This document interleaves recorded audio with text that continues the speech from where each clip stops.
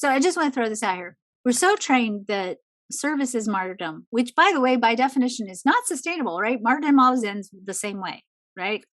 So martyrdom is not a sustainable model.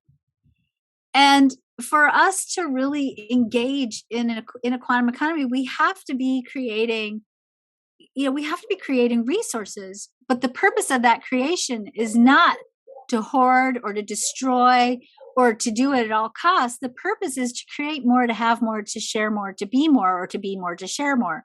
And I think that's essential to understand. And really, going back to poor Adam Smith, he really got that. He really got that, hey, when your business does well, it's good for everyone. But he didn't understand that you have to be doing business in a place of integrity. I mean, remember this Will Center thing, we're all still kind of new to it. It's a pretty new evolution in the human story. So we still kind of have training wheels on it. We're still trying to figure out, wait, how do we do this? So, and as far as how fast are we going to see the changes, we're in it. We've been in it for 200 years, and so I would say, remember that we had the scientific revolution and it ended like in the 1600s. We didn't get the shift in the chart to the late 1700s.